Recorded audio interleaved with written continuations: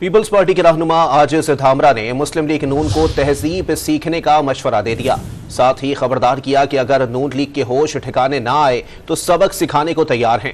Media से गुफ्तगू में आजिज धामरा ने इल्जाम लगाया कि नून लीग सिंध के सदर बशीर मेमन सूबे की ब्यूरोक्रेसी को धमकियां दे रहे हैं। ब्यूरोक्रेसी को मुस्लिम लीग नवाज के मौजूदा सूबाई सदर डिक्टेशन देते हैं, धमकियां देते हैं, ट्रांसफर पोस्टिंग की धमकियां देते हैं और उन्हें यह कहा जा रहा है कि हम पक्के हैं, हम आ गए। आप आए हो, आपका कायद आया है पाकिस्तान में, अभी प्राइम मिनिस्टर नहीं बना और इंशाल्लाह बनेगा भी नहीं।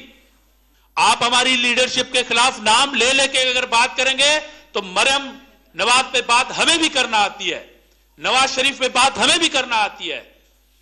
आज मैं सिर्फ इतना कह रहा हूं आपको, अगर होश के नाखन नहीं लिए, अगर आपने सियासी तहजीब नहीं सीखी तो फिर आपको सबक सिखाना